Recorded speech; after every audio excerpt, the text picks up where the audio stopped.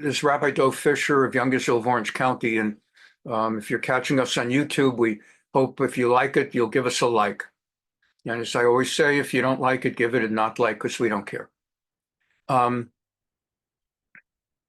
It's been a very busy week, and I've said this in the past.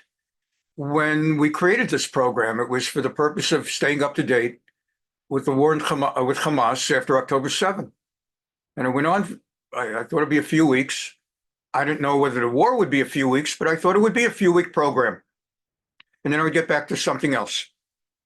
And to my great surprise, the program itself began to create itself.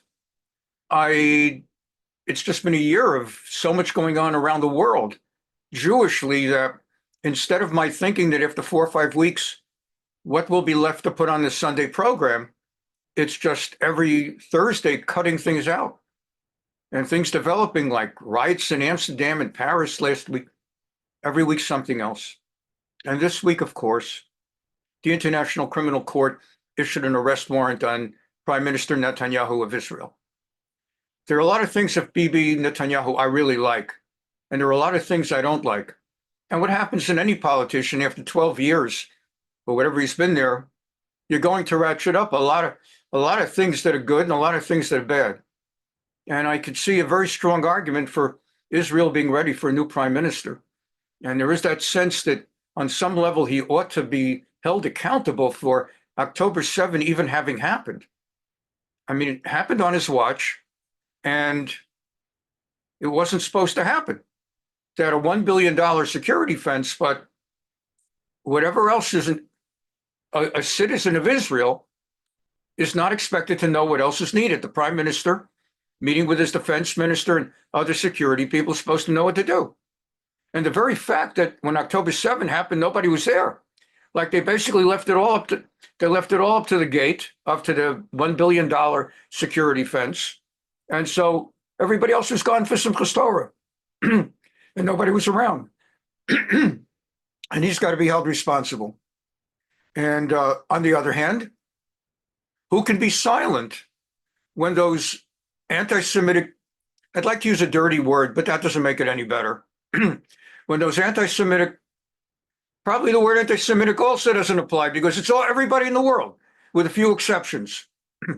We're an international criminal court, which is a criminal court in the sense it's a court of criminals, international court of justice based on not Torah justice, but on the justice of the nations, which is no justice. Just a few weeks ago, we read in Parshat was Vayera that we learned about Sodom and Gomorrah, the destruction of Sodom and Gomorrah. That's the justice of the nations. They have no justice. Their laws, they have no justice. Even in America, there's a limit on justice. Or we're now in an era, maybe it'll start to change, where criminals get out on bail without bail, and people commit murder and they get 5-10 years. Even the murderer of Lake and Riley gets life in prison when he should be getting executed. And this is the justice of the world. It's a justice. The Talmud tells us those who are merciful to the cruel will have the personality types that they're cruel to the merciful. And we see it in our world. So now they want an arrest warrant on Netanyahu. And whatever negative concerns I might have about Bibi, and it's easy for me to have negative concerns because I'm not the prime minister. I don't carry the weight of what he has to carry. But the guy can't travel outside of the United States and a few other places without possibly getting arrested. And even England and France said they will honor the arrest warrant and arrest him if he shows up there. And the same England and France, who are supposed to be the beacons of Western democracy after the United States, this past week when a resolution came in the Security Council to severely demand that Israel, by United Nations diktat, stop the war, ceasefire, and get out of Judea and Samaria, which includes the Kotel in East Jerusalem. And 14 countries voted for that. The United States also was going to vote for that. The only thing is they wanted it to include a call for the release of the hostages. And the other 14 countries, France and England included, voted for the resolution even without calling for the hostages' release.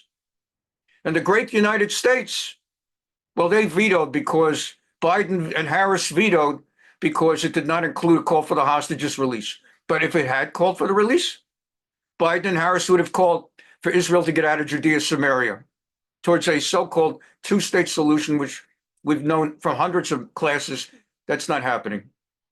And so as we go into class today, that's the background. And what do? We stand strong. Because as long as you don't give up, they can't beat you. With other people, they could get wiped out, even if they don't give up.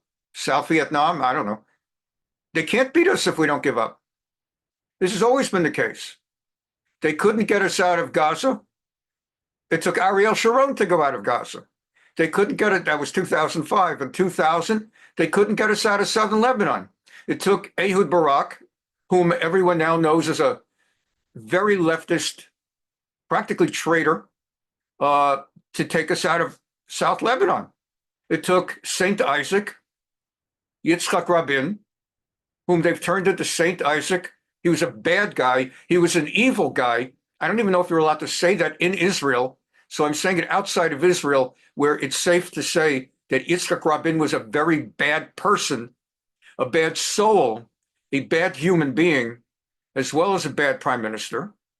And so Saint Isaac in 1993 signed a deal with Arafat to give him Judea and Samaria and the so-called Palestine Authority. There's no such thing as Palestine. And so all the problems are only when Jews back down. If you don't back down, they can't do anything. They really can't. They threaten and threaten. They can't do anything. Jewish kids can go to college if they don't back down. It's a little bit of a challenge for me, these Jews who are, well, I'm going to go to Yeshiva University of Touro so they don't bother me. I have mixed feelings about that. As a rabbi, I love the idea of Jewish kids going to Yeshiva University and Touro, but I don't like Jewish kids backing down because that's exactly what the Arabs and the leftists and the self-hating Jews want. They want the Jews to back down. And you think you're getting even with us Arabs and us Muslims by announcing you're not coming to this college anymore? That was the whole idea that we wanted. So as with always, we find optimism as we're going to go into the program now. We always find optimism. America is standing with Israel at this moment. In about 4 weeks, the cavalry is coming, and Trump is not perfect, and he's not 100% reliable and 100% stable when he gets something in his head, like that Matt Gaetz appointment. He gets a thing in his head, and you can't rely on him. He's not Mashiach, but he's the cavalry. The cavalry is coming, and he's coming with Marco Rubio and Mike Huckabee and Elise Stefanik. The cavalry's coming. And Mike Waltz, these are great people.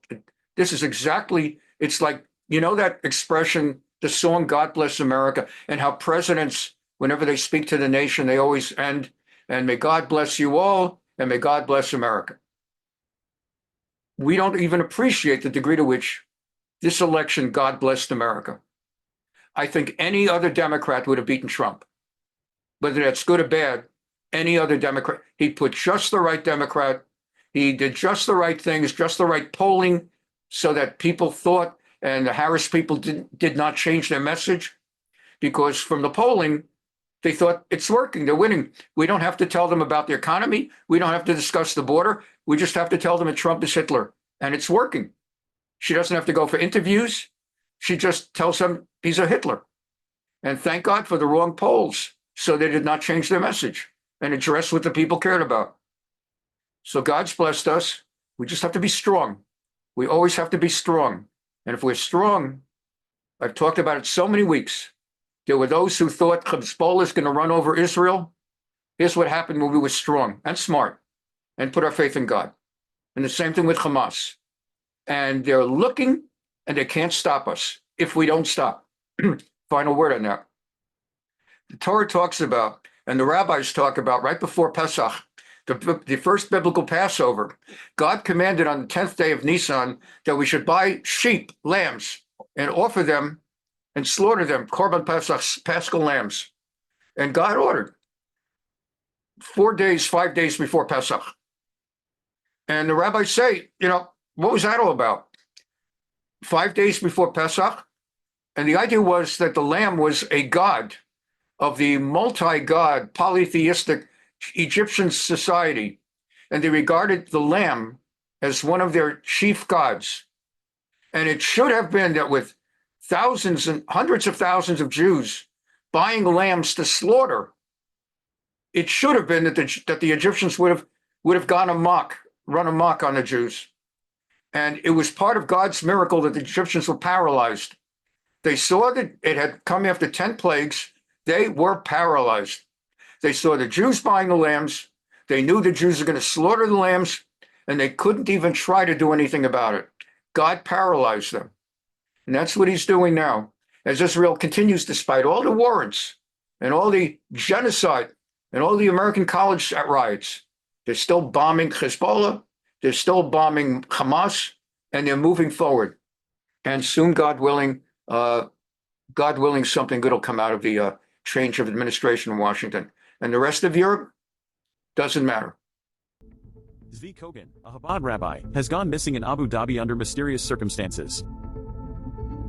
The Prime Minister's office has confirmed his disappearance and is taking it seriously. Mossad is currently investigating the case, seeking answers about Kogan's fate. Reports suggest Kogan may have been followed prior to his disappearance, raising concerns.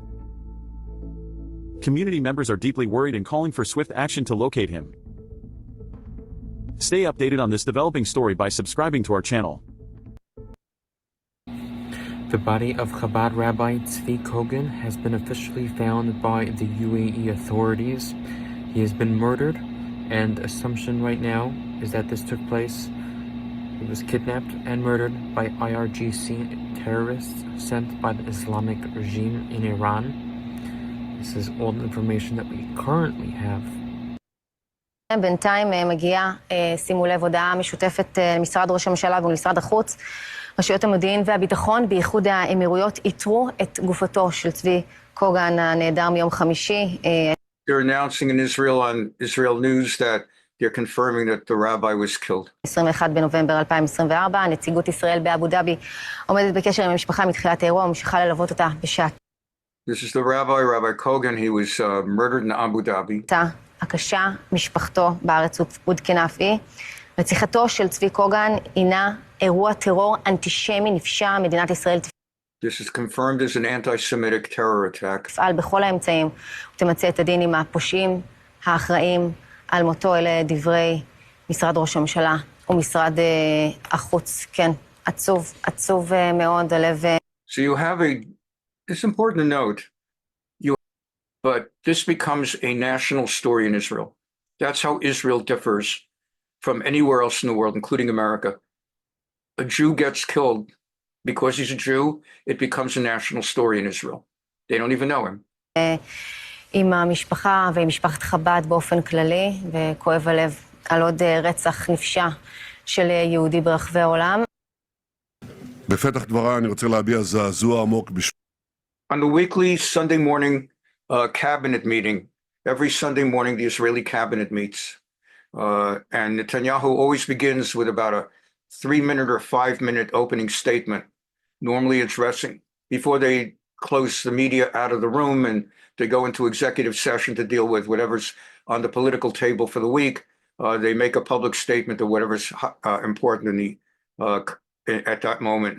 And he begins, at the beginning of my remarks, I want to express my outrage, my deep outrage, בשם כל חברי הממשלה, בשם in my name, in the name of all members of the government, אזרחי ישראל ובשם and in the name of all citizens of Israel, כל עם ישראל, and in the name of all Jews around the world. מחטיפתו ורציחתו של צבי קוגן, זיכרונו לברכה, The kidnapping and murder of Rabbi Tzvi Kogan of blessed memory, השם ייקום דמו, may God avenge his death. הרצח הזה בוצע באיחוד האמירויות, רצח של אזרח ישראלי ושליח חב"ד, זהו. He was a Chabad representative and is killed in the Arab Emirates, which is one of the countries in the Abraham Accords. And that government did not have anything to, I don't believe that government had anything to do with it. It's not like They're not an honorable member of the Abraham Accords. They've honored the Abraham Accords. And again, thank God Trump, all the Abraham Accords, one by one, they were all joining. And then Biden walked in, and 4 years, there was like a dead stop on Arab countries joining the Abraham Accords. Like nobody notices that under Trump, one by one. And then the minute Biden walked in, the momentum stopped. And it's like it was all put into suspended animation. So the UAE is not responsible, but Iran infiltrated someone from the Iranian Revolutionary Guard, the IRGC. פיגוע טרור אנטישמי נפשע. This is a criminal anti-Semitic terror act. אני שולח גם בשמכם תנחומים מעומק הלב למשפחת קוגן. Send condolences from the depths of our heart on behalf of all of us to the family. מדינת ישראל תפעל בכל האמצעים ותמצה את הדין עם הרוצחים Israel will act with all its efforts, with all possible methods to bring to justice those who murdered. ושולחיהם. And those who איש sent them. מהם לא ינקה. Not one of them will get out, will emerge alive from this.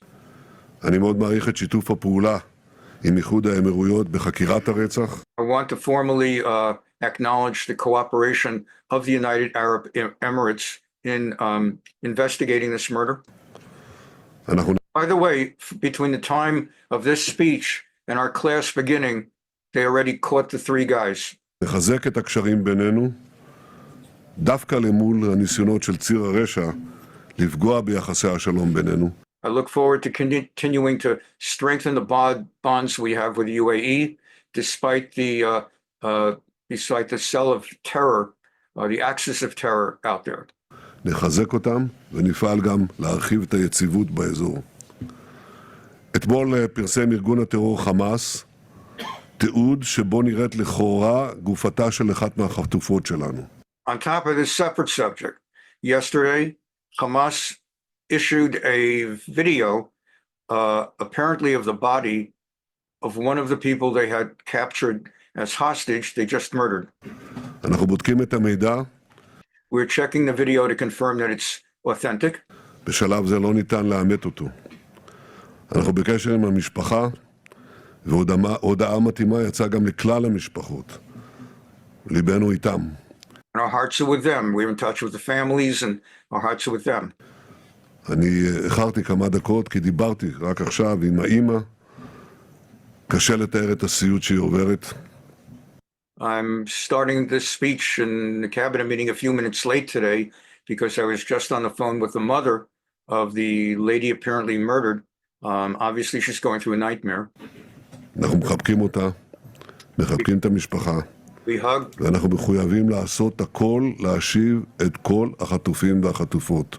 We embrace her, we embrace all the families, and it's our effort to bring back. There's a great debate in Israel about whether Israel's doing enough, or yes, indeed doing enough, or it could be doing more or differently to bring back the hostages. וכמובן להחזיר את החיים והחללים כאחד. I'd like to point out, by the way, there are 5 Americans among those hostages. America doesn't do squat for them. This has been more than a year. You don't even hear about it. So it's partly because the Biden administration is what they are. And is it because also they're Jewish?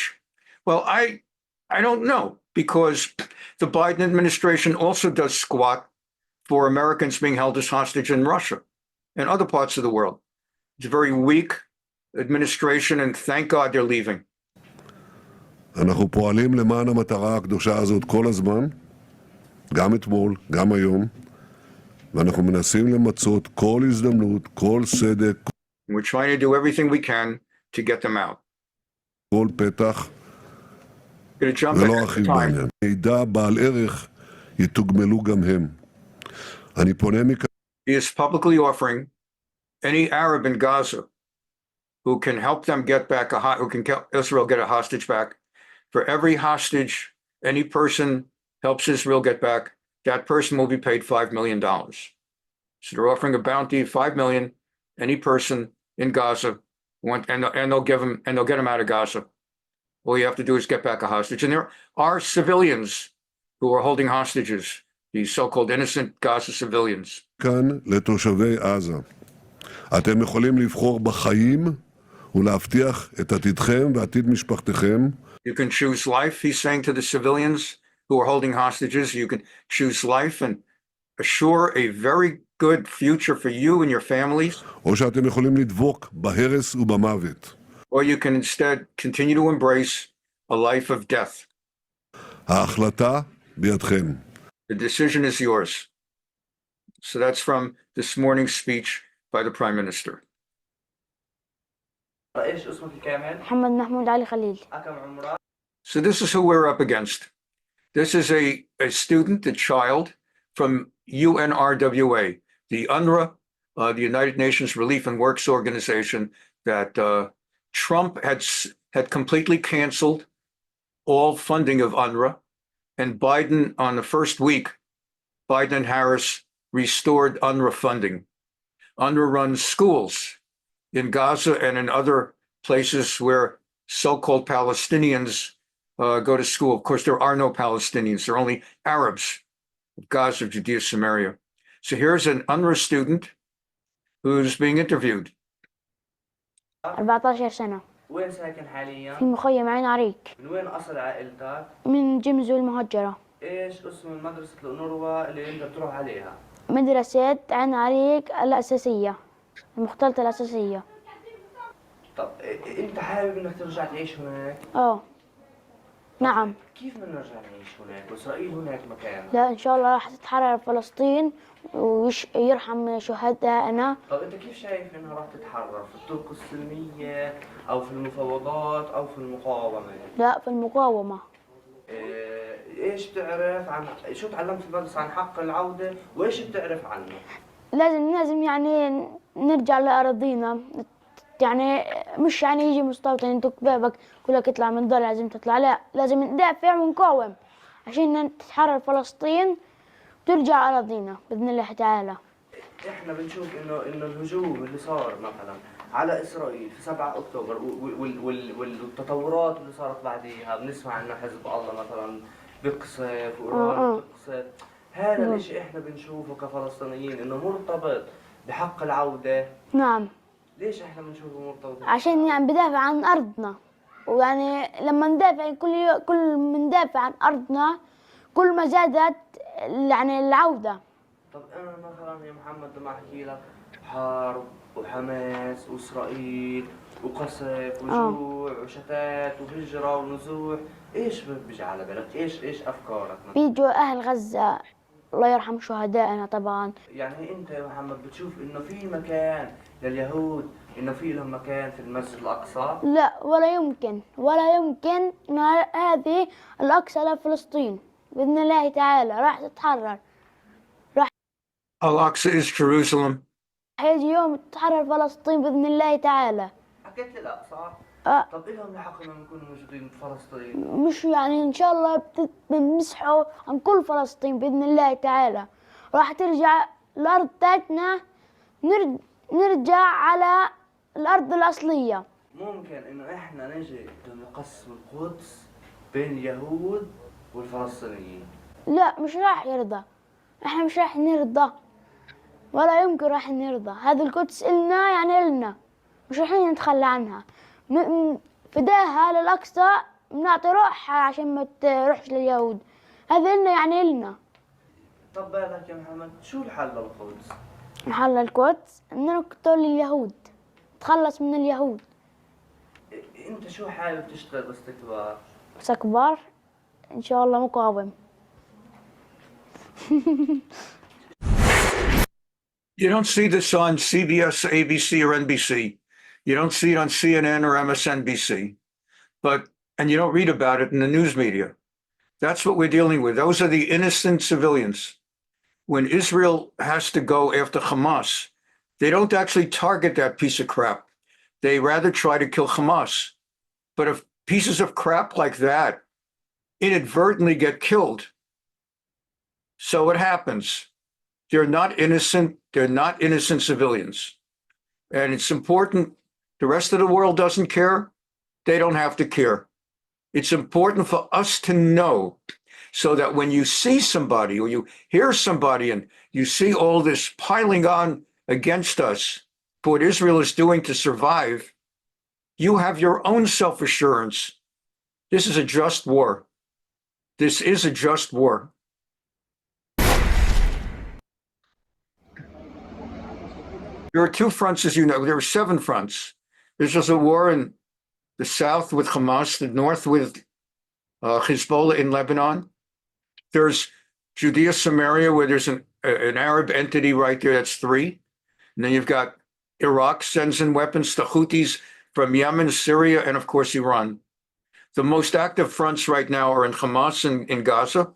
And the war that's going on in Beirut, very important. Don't forget, and you don't if you're a part of our class, there are something like 80,000 Jews in the northern part of Israel who have not been in their homes for more than a year because Hezbollah has been raining rockets on it. It's like if you're in the United States, imagine if for an entire year, the states of North Dakota, South Dakota, Illinois, that's up north, Michigan, Wisconsin, Pennsylvania, the so-called Rust Belt, the so-called Blue Wall, states like Oregon, Washington, Idaho, Montana. Imagine if all of that was cleared out for a year. Everyone from all those states I just mentioned, New England also, Vermont, Maine, many of them are blue liberal states, Bernie states. Imagine if all of them were cleared out for a year because they can't live there because Canada is dropping bombs nonstop for a year. So Israel finally is taking the war to them. Unlike the Kamala Harris approach, we will always stand with Israel and defend Israel. You can't stop this if all you do is defend. You have to go into their ground on the offensive, not try to hurt people individually, but take out their weapons, take out their fighters, and if the weapons and fighters hide among the civilians, so you take them out. This is interesting. If you look for a moment, this is the building that no longer is there, and it's fascinating watching how an entire crowd is gathered. They know it's coming. They're all facing the same direction.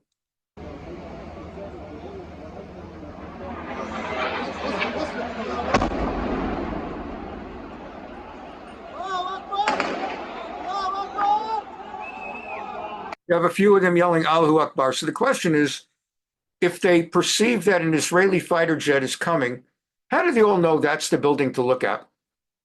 How do they know that the buildings on the left, buildings on the right are safe?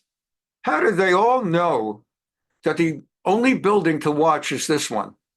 The Israeli fighter is coming. How do they know they're not going to go for that or that? Because they all know that Hezbollah is based in there. They know what's going on. They're all part of this. There are no innocents. They all know that's the Hezbollah building.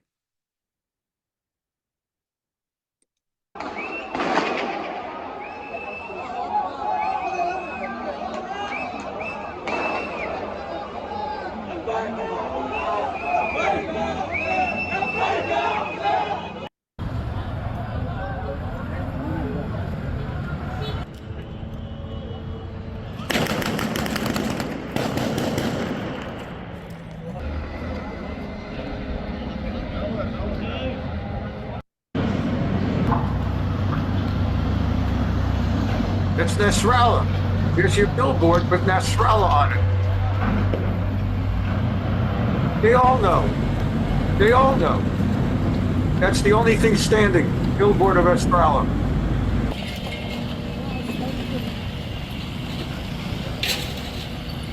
And Israel now has taken the fight to Beirut, the capital city. And that's what's leading the Hezbollah and the Lebanese now to start talking very seriously about a ceasefire. My guess is they'll get a ceasefire done up north, not in the south, but up north they'll probably reach a ceasefire. Ceasefire probably will entail Hezbollah having to go north of the Litani River. And because otherwise they're going to lose the city of Beirut and there's going to be nothing left of Lebanon.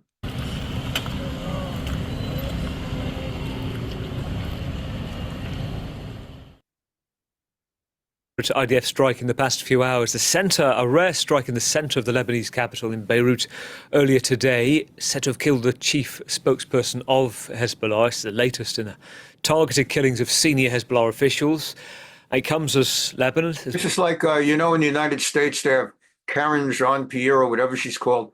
And in the past, they've had other spokespeople, Jen Psaki, and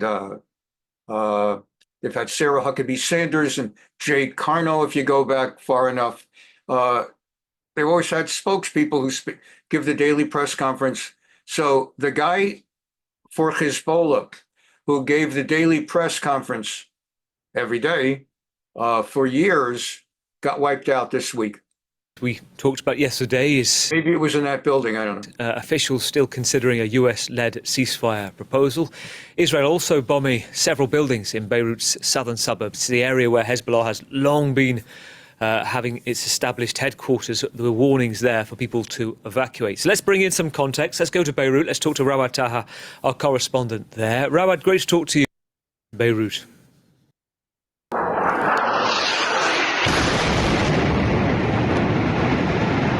ישראל חיסלה בביירות בכיר נוסף בחיזבאללה, בניגוד לרבים מקודמיו מדובר.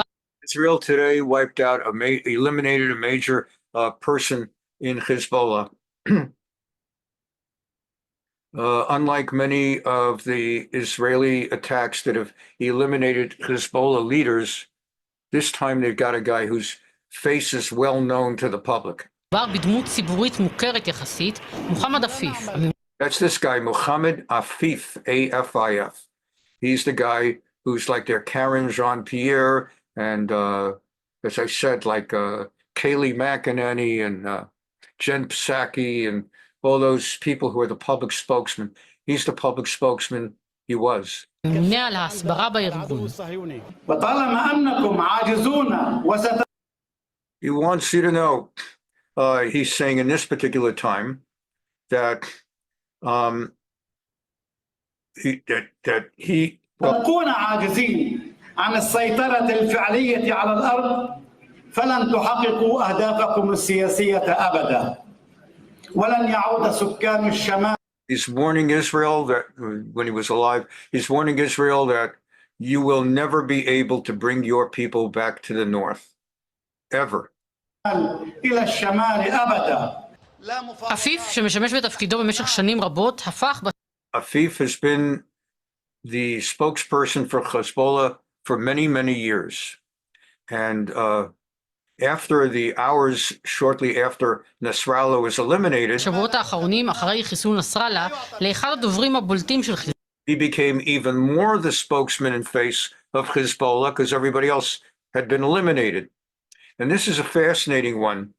In this particular press conference, you can see from all the microphones, all the press is there. He is saying defiantly, "We are not afraid of Israel, and their bombs they will not make us move. We have no fear of the Israeli bombers." חיזבאללה, הוא כינס מסיבות עיתונאים בדאחיה, את אחת מהן נאלץ לקטוע בעקבות אזהרה לפני תקיפה ישראלית. Now, while he's busy telling the media, we are not afraid of Israeli bombs, the Israeli bombs don't disrupt us. You'll notice members of the media, one by one, start removing their microphones because they are aware that the place is going to get bombed soon. So while he's saying we're not afraid of bombs, and he's continuing sitting there and saying we're not moving, one by one, each of the media start pulling out their microphones.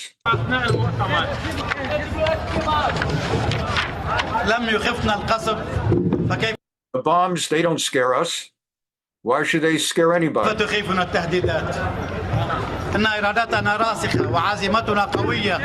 We're going to stay still. We're not leaving anywhere because we are determined.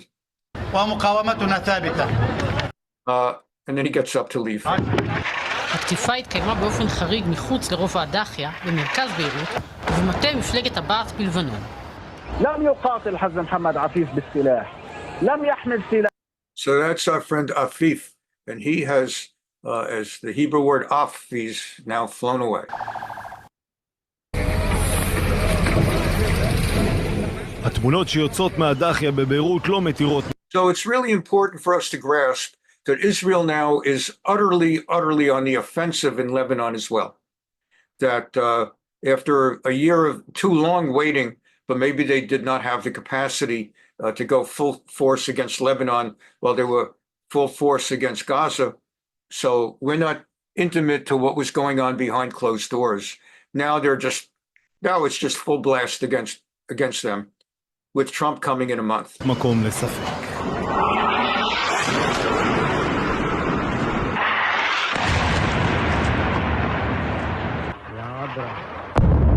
And again, this is not Gaza. This is the city of Beirut.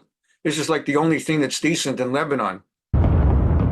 קצב התקיפות עלה בימים האחרונים, מבנים נופלים, מגדל... The pace of attacks in the last few days has increased notably.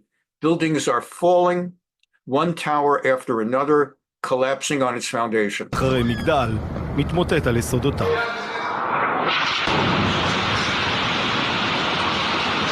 רשימת ההרס מתעדכנת אחת לשעתיים. הותקפו שם כ-50 מטרות, ובהם... Like 50 different targets were all taken down. And these included command centers of Hezbollah. מפקדות של חיזבאללה, מבנים שבהם משתמש הארגון כמשרדים למערך השלטוני שלו, מבנים שבהם התגוררו בכירים של הארגון, כולל...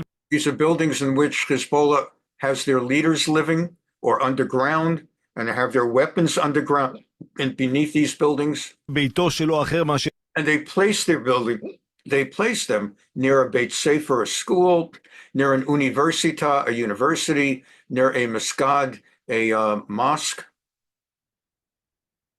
so that when Israel takes them out, it makes for bad publicity outside, and then they're accused of war crimes. שייח חסן נסראללה, בית שהותקף בשנת 2006 בלבנון השנייה. In the year 2006, Israel blew up Nasrallah's house. He then rebuilt it, and now they blew it up again. נבנה מחדש ושימש את מזכ"ל הארגון שחוסל כמבצע אישי.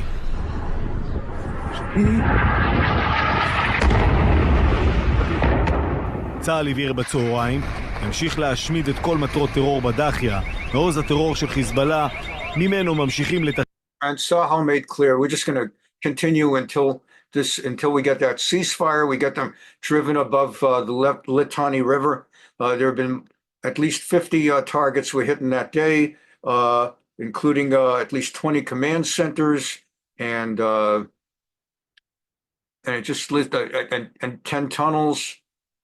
לתכנן ולהוציא לפועל מתווי טרור נגד מדינת ישראל. בצהריים תקיפה חריגה בשכונת ראס אל נאבה בביירות, היעד מוחמד עפיף, מי שעמד בראש מערך ההסברה בחיזבאללה. באופן חריג ולמרות האזהרות שצה"ל נוהג לפרסם בפני תקיפות, הפעם הוא לא התריע, מה שמעיד על פעולה של סיכול ממוקד. רק לפני פחות מחודש, אותו עפיף קיים מסיבת עיתונאים בדאחיה בביירות. And the reporter says what was interesting is that after the building in which he was, he said it was noteworthy that this time we did not see this guy afterwards holding a press conference to say that he's not afraid, because he's not around. אז דובר צה"ל בערבית הוציא התראת פינוי לאזור, כל מי שנכח באירוע נמלט על נפשו, זה מה שאמר עפיף דקות אחדות לפני.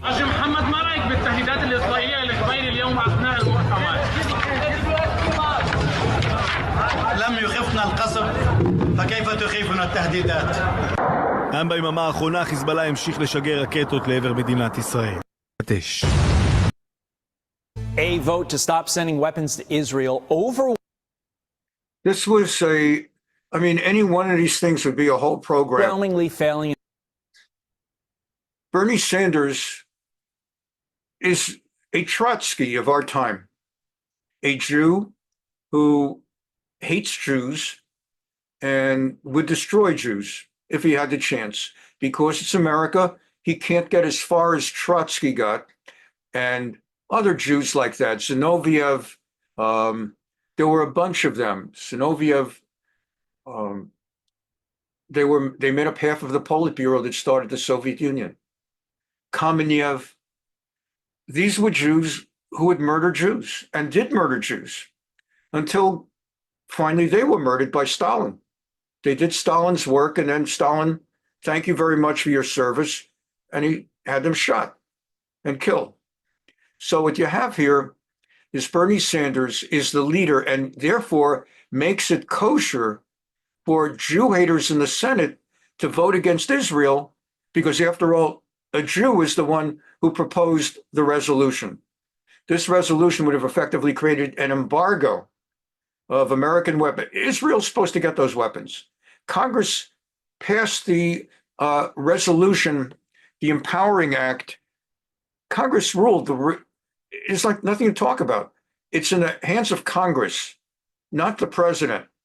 President can urge Congress to go one way or another, but Congress is the legislature. They pass the laws, and they voted these weapons to Israel. The president has been holding up the weapons, and that'll be going on for another, 4-6 weeks until help is on the way. And Sanders was trying to put forth a resolution that it's the sense of the Senate that Israel should not get the weapons. And the Republicans voted unanimously against this resolution. The Democrats, about 38% of the Democrats voted with Sanders, 62% voted against. So there's great concern that 38% of Democrats basically are ready to choke Israel as well. It's important to know that. Overall, 81-19 passed, voted down Sanders. So on the one hand, you could say Israel is 80% of the Senate, which is very reassuring. And they have 100% of the Republicans, which is very reassuring. But the idea that they have 62% of the Democrats, a couple of them I want to particularly point out. Sanders is an anti-Semite. And the good news is he's 83, and he will have a lot of accounting to do not too long before his maker. Merkley is out of Vermont, which is where Sanders, or Merkley's, I think, Welch. Welch is out of Vermont, and Merkley's out of Oregon. So these are far left Democrat blue states. Elizabeth Warren is another anti-Semite. She's, as soon as Sanders dies of old age, Warren will be the next leader of the anti-Israel pact, side by side with Chris Van Hollen of Maryland. Brian Schatz is one of the 2 Jews in the United States Senate, or 3. He's a senator from Hawaii. So you'll notice anti-Semites voting against Israel. So you say, I understand Warren is an anti-Semite. I understand Van Hollen is an anti-Semite. What's the deal with these Jews? It's like the Soviet Union with Trotsky and Kamenev, Zinoviev. That's what they were. That's what they are. Tim Kaine, Hillary Clinton's vice presidential candidate, always votes against Israel. Ed Markey, like Elizabeth Warren, a left-wing Democrat in Massachusetts. And some of the others, I don't know, Tina Smith up in, Wisconsin, I think, or Minnesota. So again, left-wing blue states. John Ossoff, the 3rd anti-Semite Jew in the Democrats. You got Sanders, got Schatz, and John Ossoff is in Georgia. He's coming up for re-election in 2 years. And God willing, if Trump isn't stupid and doesn't tell the Republicans not to cast early votes, he doesn't do what he did last time, which is how Ossoff barely won, because of all the Republicans who refused to cast early votes. So Ossoff made it through. We saw just a few weeks ago, Georgia will vote with us. Georgia votes Republican. But that Stacey Abrams kept losing. So Ossoff is anti-Israel. Ossoff, Sanders, Schatz, 3 Jews, and other left-wing anti-Semites from states like Vermont. Van Hollen is a particular anti-Semite, Kaine, and so on and so forth. Dick Durbin, he's about 83 or 79. He came into the Senate as a great friend of Israel. He ran for Congress in Illinois and Chicago against an anti-Israel Republican. Those were the years when the Republicans were anti-Israel and the Democrats were pro-Israel.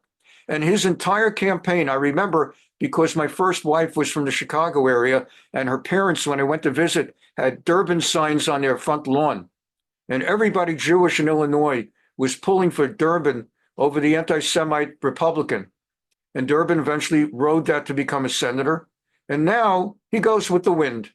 And as the wind is in Illinois, which has now become solid blue, so he's anti-Israel.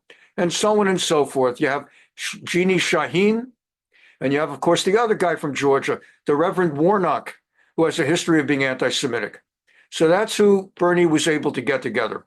Very important, it's just a crazy week. This is going to turn into longer than an hour and a half. It's just been a week of all kinds of bad stuff. But the good, it depends, The other side of it is that 81 in the end voted with Israel. In the Senate, but that did not stop 19 Senate Democrats, led by Bernie Sanders, from supporting it. But while some Democrats want to stop supporting Israel, the incoming Republican majority is making its stance clear. To our allies in Israel and to the Jewish people around the world, my message to you is this: reinforcements are on the way. Senate Republicans reclaim the majority in 6 weeks, and when we do, we will make clear that the United States Congress stands squarely in Israel's corner. Mike Huckabee has been appointed to be U.S. ambassador to Israel by President-elect Trump, and he joins us now. I believe your proper title is now Ambassador Designate Huckabee, and we congratulate you wholeheartedly on this position and this honor. But it's clear that Israel does not have the support of the United States in all corners of the country, given that 19 senators just voted to block U.S. arms sales to Israel, which is our greatest ally in the Middle East. And Bernie Sanders led this effort, and he said that the reason we should do this, one of the reasons, is because Israel is run by religious zealots. What is your reaction to Bernie Sanders in this effort yesterday? Well, Bernie is wrong on this as he is about economic policy, and it's very unfortunate.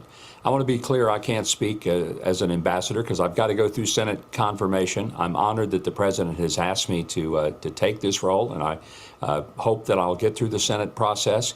Until then, I'm certainly not speaking for the administration, the future one or the current one. But I want to be very clear. This is outrageous that these 19 senators don't understand what an ally means and why we need Israel as a strong ally and why they're important to us. This should be one of the most bipartisan and overwhelming understandings, and we're not asking to give things to Israel, but to sell them the things that they need to protect themselves against the annihilation that is intended toward them from Iran and from their proxies, Hamas, Hezbollah, and the Houthis. This should be an easy call, and I don't know why these 19 senators are more in favor of terror than they are in peace. How do you think our relationship with Israel would change when President Trump enters office? President Trump was the most effective president in history when it comes to Israel in bringing about a level of peace and security for the Jewish state. He moved the embassy. He recognized the Golan Heights. He recognized Jerusalem as the eternal capital of the Jewish state. There were so many ways in which President Trump really brought forward, and the historic Abraham Accord should have earned him the Nobel Peace Prize. And the only reason it didn't was because there were people who were just prejudiced against him. But that was a breakthrough, a sizable breakthrough that hopefully he'll be able to build upon, and I have every confidence that he will. It seems whenever we refer to Israel, the word head scratcher always comes into play. This decision that you guys were just talking about to vote against sending arms to Israel, head scratcher. And then there's this, the U.S. vetoing a draft resolution on the Gaza ceasefire during the UN Security Council vote because we wanted to make sure that a ceasefire included the hostages. Governor Huckabee, how could it not include the hostages? I mean, they've done nothing wrong. They were kidnapped. They've been in captivity for over a year. Why not include them? Yeah, for over 400 days, Todd, the hostages have been held. And it's really pathetic that at least 7 of those hostages are U.S. citizens. We don't hear anything about that. And I really do appreciate the fact that the Biden administration in the UN did stop that from happening, this ridiculous resolution. It was absurd and insulting. But to say that we're going to have some type of ceasefire without getting those hostages back, is an insult to anyone's intelligence, and I'm glad the U.S. Decided to spike that one right in the ground. Analysis.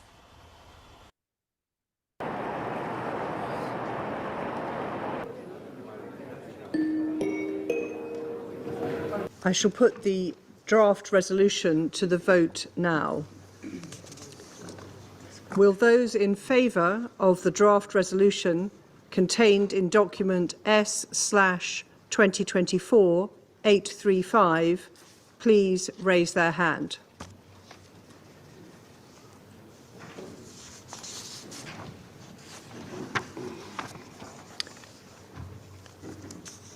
Those against?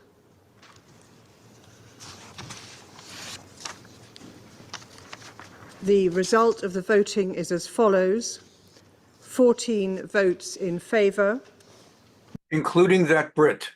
So again, understand the United Kingdom is as much a criminal as are the French, as are the others.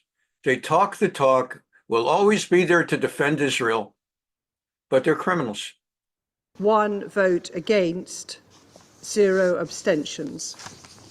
The draft resolution has not been adopted owing to the negative vote of a permanent member of the Council. We made clear throughout negotiations we could not support an unconditional ceasefire that failed to release the hostages. Because, as this Council has previously called for, a durable end to the war must come with the release of the hostages. These two urgent goals are inextricably linked. This resolution abandoned that necessity, and for that reason, the United States could not support it. Again, this is not such a good thing. The idea that if it did simply include, it shows on the one hand how incredibly anti-Semitic the other 14 are, not to mention Algeria and the other countries that are there. But on top of it, the idea that America would have supported it, a call demanding an urgent and immediate ceasefire, reflects how bad the government is and how much Israel has dodged the bullet.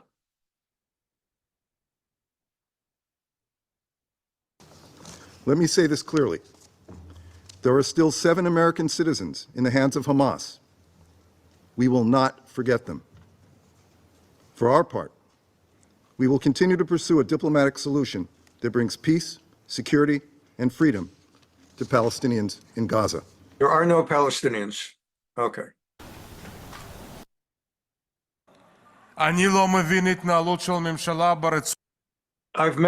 We've seen this guy a few times. He heads one of the parties, and in my humble opinion, he has, on this issue of the wars, he talks the most sense. Victor Lieberman, he's terribly anti-religious, as is his party. That's the only reason they're not in the government coalition. And it's a shame, because on foreign affairs matters, he just calls it like it is. Now, he's got a party of about, give or take, 10 seats in the 120-seat Knesset, and basically he can swing to create a coalition one way or the other if they would have elections today. He basically is the guy who would swing either way. He would go with the right wing on almost everything, but because of religious issues, he has refused to join that coalition, doesn't want to be in a coalition with religious parties. But the only way that the other coalition can exist is with an Arab party. And ever since the war started, you can't sit with that Arab party. So it's always a question mark where he's going to land. But this isn't talking this week in the context of humanitarian aid to Gaza.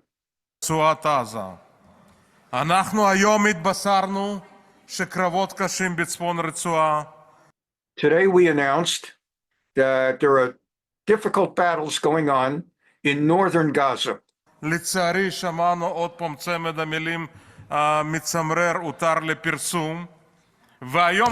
And tragically, there's an expression that often comes up when someone, God forbid, dies, they don't immediately release the name until Israeli censors permit.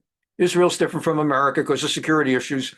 They don't allow a name to be released to the public until they allow it. So they always will precede such an announcement with the government has permitted the following announcement, in which they announce the name. And so he's saying, heard the news today. We are in intensive battles in northern Gaza. And I heard once again today those terrible words, the government has permitted the following announcement. And even so, and even so, I also heard today that the government has agreed to send like another 3 food loads of food and medicine and water into Gaza, so-called humanitarian aid.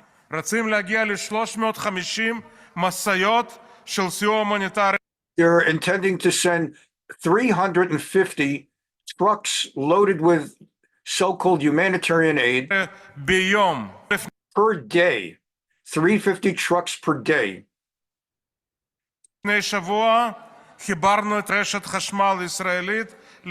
Just last week, we reattached to Gaza Israeli electricity. Israel supplies Gaza's electricity.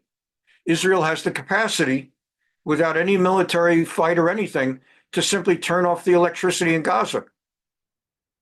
He says, again, they've reconnected the electricity in Gaza. We're providing them with food, we're providing them with water, we're providing them with energy.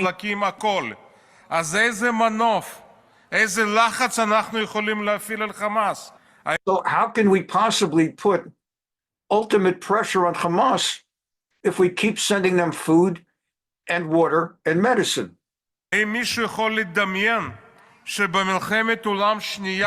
Can anybody point to me any example during World War II where the Allies sent water, food, and medicine and humanitarian aid to Germany amid World War II?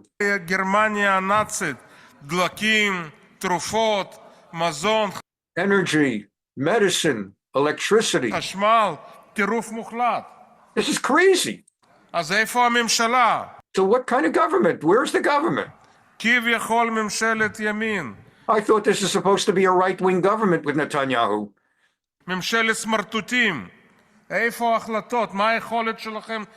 What's wrong with you? What's wrong? Why can't you stand up to pressure?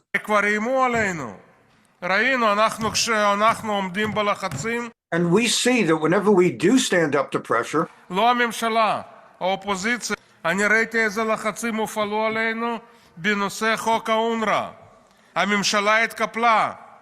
I saw, for example, here we were going to go ahead and cut off UNRWA, and then the coalition government ultimately folded. בדיונים בוועדת חוץ וביטחון כל נציגי ממשלה, כולל משרד החוץ, כולל מל"ל, משרד ראש הממשלה הגיעו וסיפרו, אוי ואבוי אם נעביר את החוק הזה. They're all in the government, I mean, talk the talk, but in the end, everyone's going, oy vavoy, they're putting pressure on us. ממשלה שלא מסוגלת להגן על ביטחונם של אזרחי ישראל. This government is not capable of providing. Now, of course, this is politics, right? I mean, did Harris really believe, does Biden really believe Trump is Hitler? Of course not. Otherwise, Biden would not be meeting with Trump. There would not be calm. It would be like the election's over and Hitler was elected. And now we have to go into the bunkers. And of course, they don't believe that Trump was Hitler. That's how Democrat politics go. So he should be taken with a grain of salt. But it's important because we're now going to go into the other part, the arrest warrant against Netanyahu. People don't appreciate the pressure Netanyahu is under. The idea that, well, he's been called a war criminal for not sending in enough water and enough food and enough energy.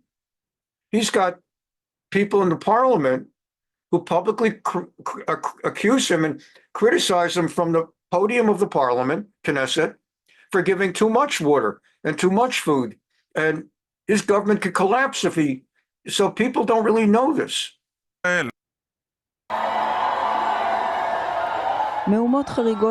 Meanwhile, here's what happened in Montreal, Canada, on Friday night. אמש בלב מונטריאול. אל הפגנה שהתגבשה נגד כינוס אנשי נאט"ו בעיר השבוע, הצטרפו מפגינים. There were NATO meetings in Montreal.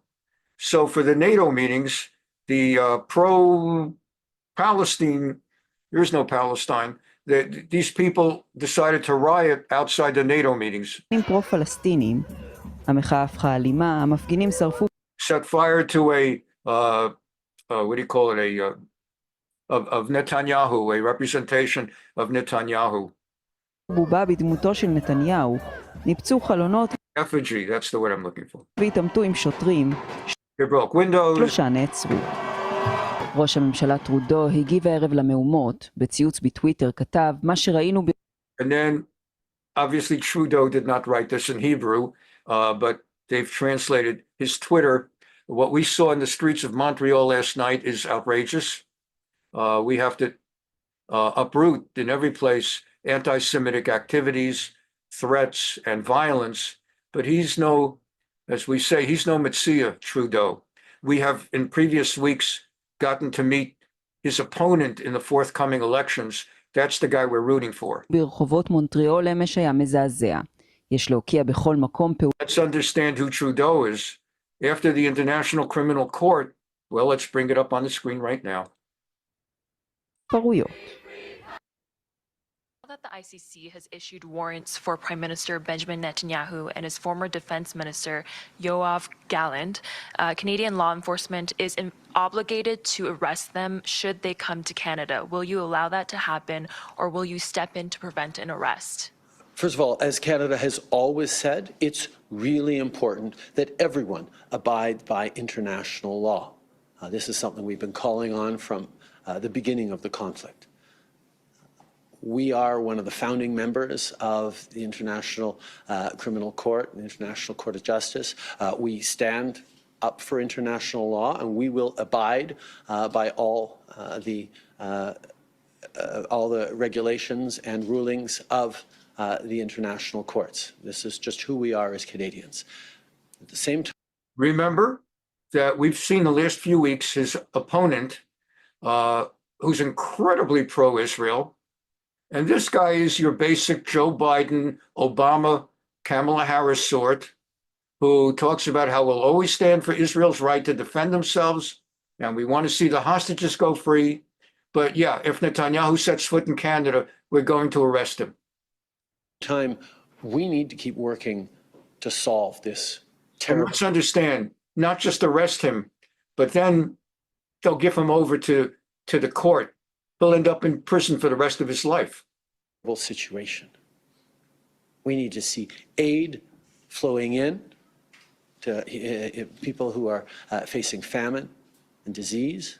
We need to see all the hostages. Have you noticed we've been doing these programs for 1 year? For 1 year, we've been told that Gaza is a week away from famine. Have you noticed? For 52 weeks, next week famine is going to hit. And still no famine. There's famine in Sudan. There's famine elsewhere. No famine. 52 weeks they're facing famine. Released. We need to see Hamas lay down its arms. We condemn Hamas for its continued actions. That's easy. We need to see a ceasefire that protects civilians. We need to get back on track towards a two-state solution. That's bad. With a peaceful Israel living alongside a peaceful Palestinian state. There's no Palestine, there's no such thing, and it never would be peaceful. The last elections they had, Hamas carried the elections. I mean, he's talking from out of his things that Canada has been working on. And at the same time, we have to recognize as Canadians that it's been very, very difficult for members of different communities in this country. We have to remember who we are, be there for each other, understand that people are angry and grieving. But remember that we are all pushing for peace and stability as hard as we can. So God willing, the other guy will win the election when they have it next year or so. That other guy is great, and this guy is mush. The previous president of Canada was Stephen Harper, and we'll be seeing him next on Dennis Prager had a bad accident. Prager University is a great thing, and We're going to be catching not Prager, but honest Prager thing, Harper in a moment now. So that's one. Yes, that's how simple the woke are. It's never about. Right after the way the PragerU did this, they have a little bit like a minute of Bill Maher, and then they go to not Joe Clark, but Stephen Harper, the previous conservative Prime Minister of Canada. Ideas. If it was, would they be cheering on Hamas for their liberation? Liberation? To do what? More freely preside over a country where there are no laws against sexual harassment, spousal rape, domestic violence, homophobia, honor killings, or child marriage? This is who liberals think you should stand with? Women there should be so lucky as to get colonized by anybody else. And for the record, the Jews didn't colonize Israel or anywhere ever except maybe Boca Raton.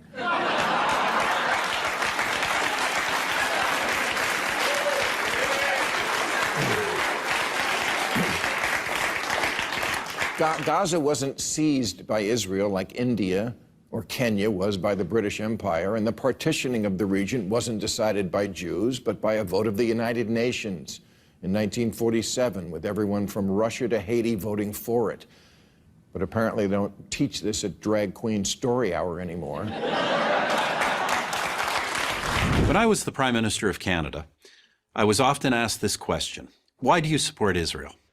My response, in effect, was always the same. Why wouldn't I support Israel?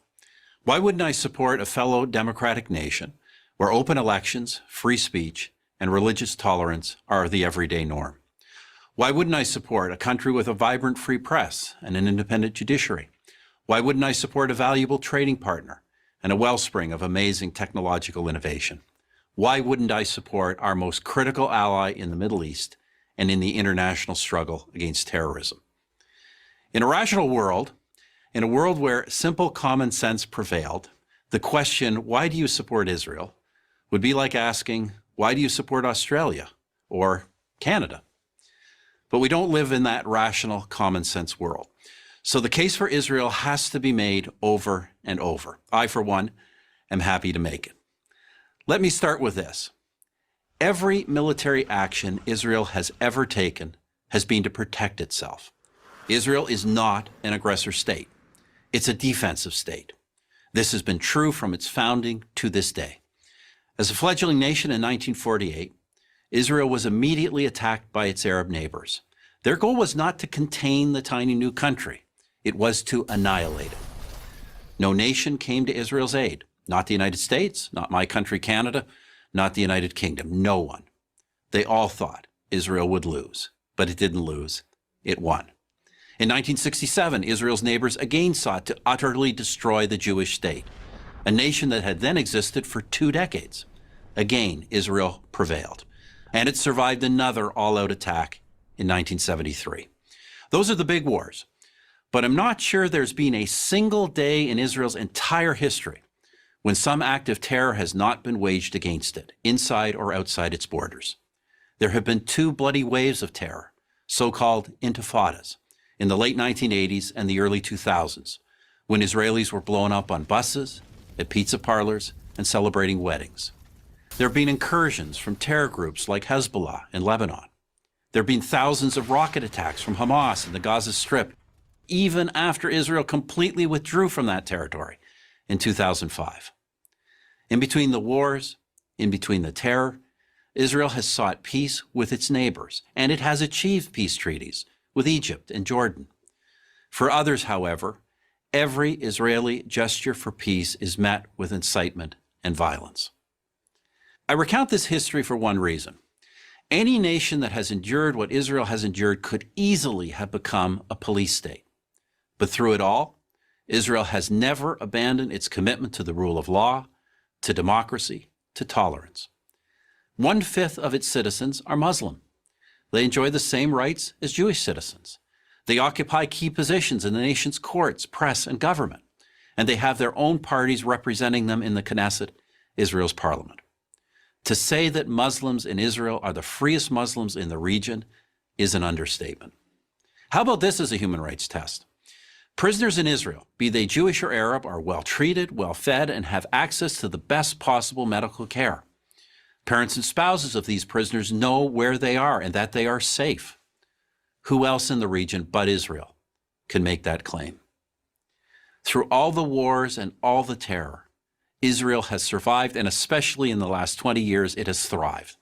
It's known as Startup Nation, and with good reason. Key components of your cell phone and your laptop were designed in Israel. A drug or a medical device that has saved your life or the life of a loved one may have been developed in Israel. Yet there are leftist politicians, activists, artists, academics, and college students who devote their lives to denouncing Israel, calling for boycotts, demanding it be cut off from academic and professional societies. Do they denounce the Palestinian leadership that hasn't held an election in well over a decade? Do they denounce the leadership of Hamas, who use women and children as human shields to protect their fighters? No, they denounce free, vibrant, democratic, innovative Israel.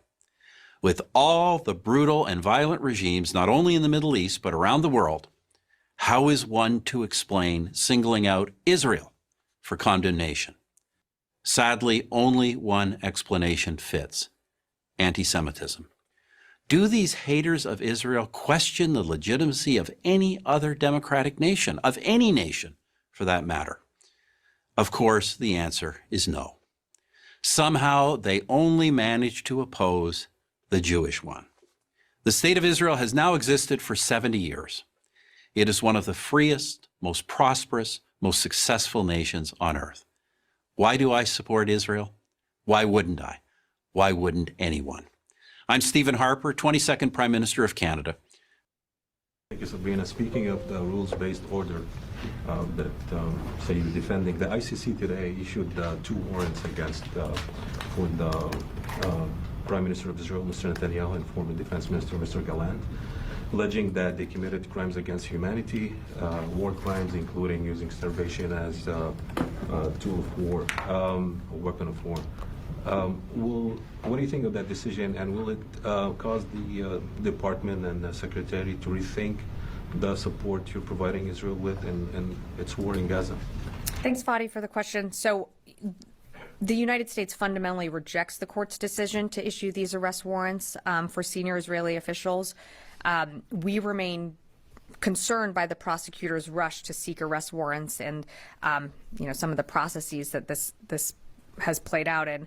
And again, we've been very clear that the ICC does not have jurisdiction over this matter. So, we're in coordination with our partners, including Israel, discussing next steps. I'm not going to have much more for you, as I might refer you to the State Department and the White House for a little bit more. But in terms of our support for Israel, we're continuing to support Israel with the assistance it needs in its, fight against Hamas and Lebanese Hezbollah. But that doesn't mean that we can't continue to make clear our concerns on the conduct and how they are conducting those operations, whether it be in Gaza or on the northern border. So you're rejecting the decision based on, I guess, technicalities and jurisdiction. Mm-hmm. What do you think of the allegations? Committing war crimes and crimes against humanity. Again, we don't see eye to eye on where the ICC is. And as I've said, we reject the court's decision to issue these arrest warrants. So I think that pretty much implies that we don't agree with that decision. Okay, so the International Criminal Court is facing significant backlash from U.S. lawmakers over its potential war crimes charges against top Israeli leaders, including Prime Minister Benjamin Netanyahu. As tensions rise, the incoming Senate Republican Majority Leader John Thune is threatening swift action. Thune issued a stark warning to the International Criminal Court, threatening U.S. sanctions if the ICC proceeds with arrest warrants against Israeli officials for alleged war crimes during the ongoing conflict in Gaza.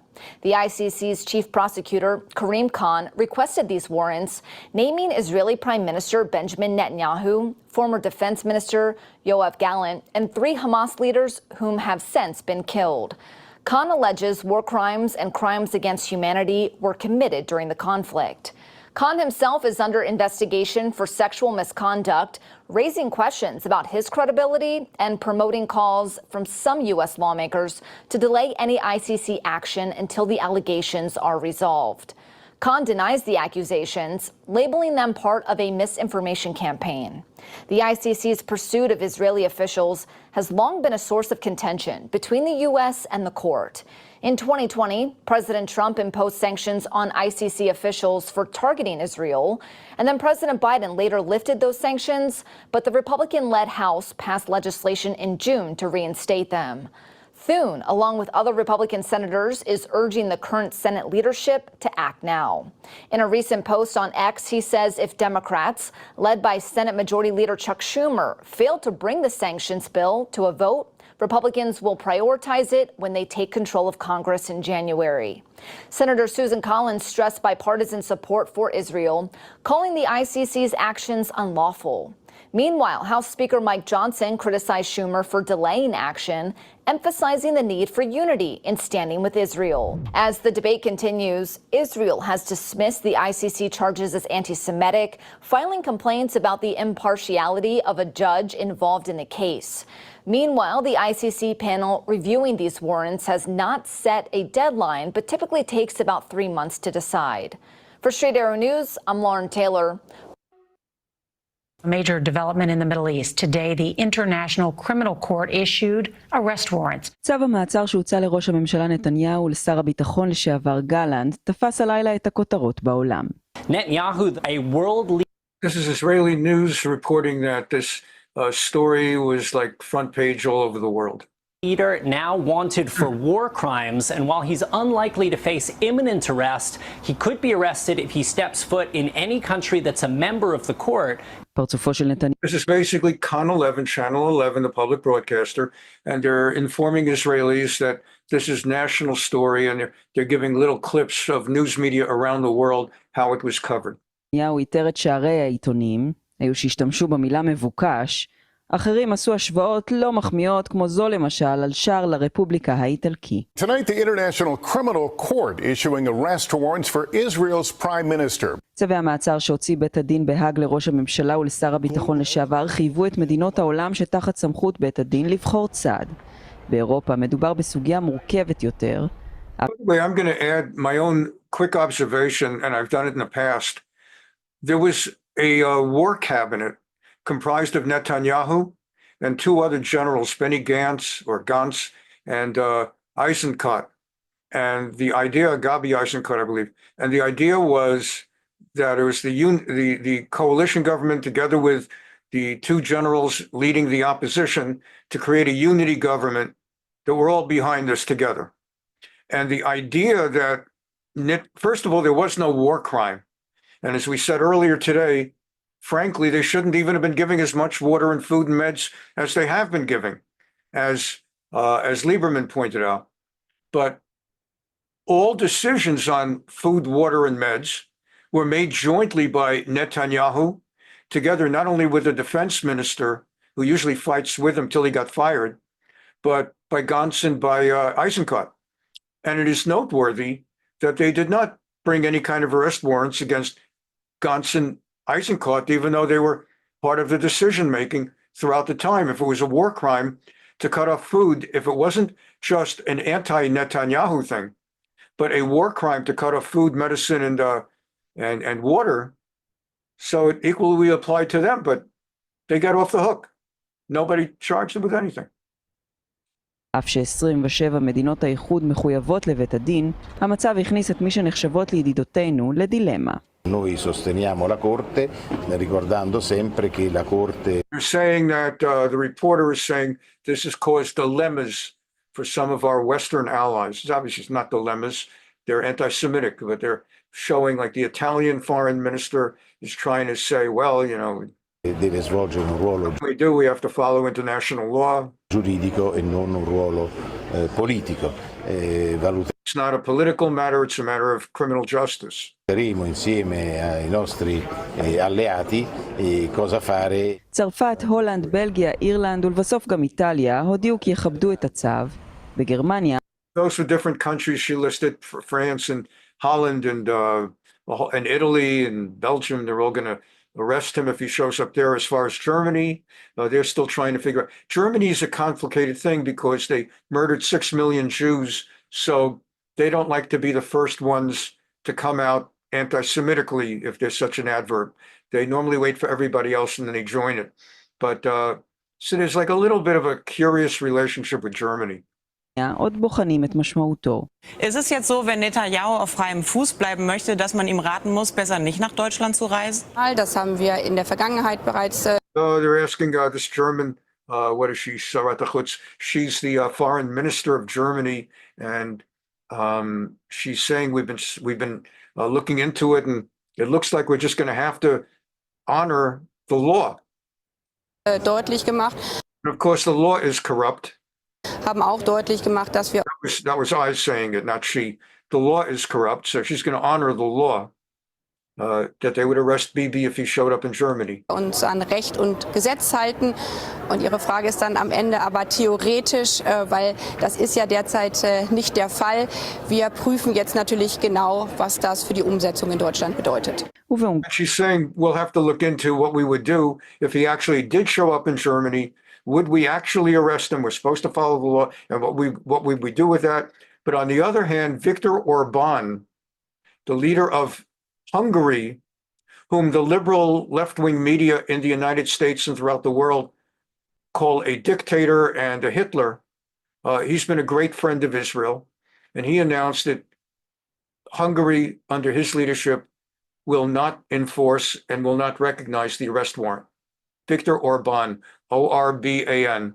They like to call him a Hitler and a dictator because he's right of center. הונגריה מיהר ראש הממשלה ויקטור אורבן להזמין את נתניהו לביקור בבודפסט. Orban has now formally invited Netanyahu to come for a visit, state visit in Budapest. Nincsen más választás, hanem There's no choice, he says, except to reject the decision of the Hague court. szembe kell szegülni ezzel a döntéssel. Úgyhogy én még a mai nap során meg is fogom hívni az izraeliek miniszterelnökét, Netanyahu urat. Therefore, I'm formally inviting the Prime Minister of Israel, Mr. Netanyahu, to come and visit Hungary. Egy magyarországi látogatásra, ahol a meghívásban garantálni fogom a számára, hogyha eljön, akkor a Nemzetközi Büntetőbíróság ítéletének semmilyen hatálya nem. I assure him if he does come, there will be no substance whatsoever to the ruling of the ICC. lesz Magyarországon, és mi nem fogjuk követni. And we will not honor them. איחוד לא ממש מאוחד. מעבר לים בארצות הברית, שאינה חברה בבית הדין, הודיעו כי לא יקיימו את הצו. On the other hand, the United States has announced that they will not recognize the arrest warrant order. Fundamentally reject the court's decision to issue arrest warrants for senior Israel officials. Whatever this prosecutor might imply, there is no evidence, none, between Israel and Hamas. There's just none. דרומה משם בארגנטינה הודיעו גם כן כי לא יפעלו לפי הוראות הצו. Of course, those who attend every Sunday know Javier Milei of Argentina very well by now, and he announced he's not going to recognize it either. אותה נשימה חתמו. What he did was he responded by signing a formal treaty alliance between Argentina and Israel. על ברית משותפת עם ישראל ללוחמה בטרור. Mientras los kirchneristas hacían un memorándum con Irán, nosotros hacemos uno con Israel. הרחק משם בטהרן התקבצו מפגינים סביב משרדי האו"ם המקומיים ודרשו צעדים נחושים יותר נגד Meanwhile, in Iran, well, this is what's going on in Iran. ישראל. They must take action concerning the Netanyahu's mercenary and child-killing activities actually there.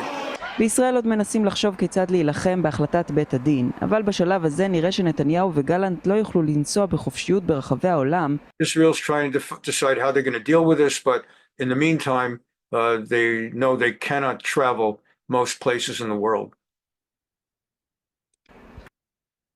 אזרחי ישראל, זהו יום שחור בתולדות העמים. This is a dark day in world history. בית הדין הבינלאומי בהאג, שהוקם כדי להגן על האנושות, The International Court of Justice in The Hague, which was created to protect human rights, הפך היום לאויב האנושות. has instead gone the opposite way and turned into an enemy of human rights. בית דין מוטה זה החליט להוציא צווי מעצר נגדי ונגד שר הביטחון לשעבר יואב גלנט. That court has issued arrest warrants against the former defense minister Gallant and myself. בהאשמה מופרכת מן היסוד שאנחנו כביכול ביצענו פשעים נגד האנושות. With an utterly dishonest, fundamentally dishonest claim that we have been against humanity, we have denied humanitarian aid. בעוד שהאמת הפוכה לחלוטין. When the truth is exactly the opposite. זוהי פשיטת רגל מוסרית. This is a moral bankruptcy. פוגעת בזכותן הטבעית של הדמוקרטיות להגן על עצמן מפני טרור רצחני. They're supposed to be there protecting humanitarians, human race, from terror. אותו בית דין שמאשים אותנו בפשעים פיקטיביים, the same court that's accusing us of crimes, מתעלם מפשעי המלחמה האמיתיים. has ignored the real war crimes going on. פשעי מלחמה מזעזעים שמתבצעים נגדנו, וגם outrageous war crimes being done against us. גם נגד רבים אחרים בעולם. אחרי הטבח הנורא של ה-7 באוקטובר, after the horrible massacre of October 7th, בו מרצחי החמאס אנסו נשים, ערפו ראשים, שרפו ילדים לעיני הוריהם, חטפו and he's describing what happened on October 7th. מאות אזרחינו, נשים, קשישים וטף. אותם רוצחים ממשיכים לבצע פשעי מלחמה נגדנו. Those same murderers who did October 7, the ones still alive, are continuing their war crimes against us. לרבות המשך החזקת 101 מחטופינו, not to mention the 101 hostages they're still holding. שעדיין לא שחררנו. ואנחנו מחייבים לשחרר את כולם, כמו ששחררנו עד היום 154 מחטופינו. And we remain obligated to get those 101 returned, just as we've already gotten 154 hostages returned. ומה עושה בית הדין בהאג מול הזוועות הללו? כלום. And what is the Court of Justice in Hague doing about all of what's going on, what they're doing in Gaza, Hamas? Nothing. סליחה.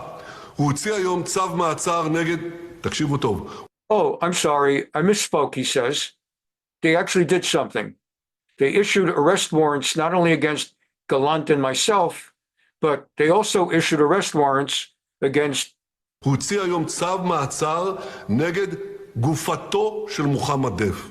I'm sorry, against Dave, Mohammed Dave. So they've issued arrest warrants against Gallant and me, and also against Mohammed Dave. Mohammed Dave is dead. He was killed by Israel. So the arrest warrant is against his body. ומה בית הדין בהאג עושה נגד הפשעים האמיתיים נגד האנושות שמבוצעים במקומות רבים בעולם? גם כן כלום. And what is the International Court doing about all the other war crimes going all over the world? Nothing. מיליוני אזרחים חפים מפשע נרצחו או נעקרו מבתיהם באיראן, בסוריה, בתימן, במקומות... You have so many hundreds of thousands of innocent people have been murdered in Syria, Iran, Yemen. אבל במקום לפעול נגד משטרים אפלים אלה, בית הדין בחר לטפול האשמות שווא דווקא נגד מדינת ישראל. But instead of going after all these criminal countries, these police states, they're going after Israel. הדמוקרטיה היחידה במזרח התיכון. The only democracy in the whole Middle East. שמכבדת את חוקי המלחמה. Which actually honors the laws of war. זהו צעד אנטישמי שיש לו מטרה אחת. להרתיע אותנו ממימוש זכותנו הטבעית להגן על עצמנו.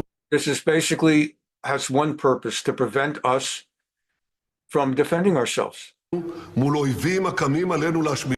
Against enemies that rise up to kill us. מאשימים את מדינת ישראל ברצח עם.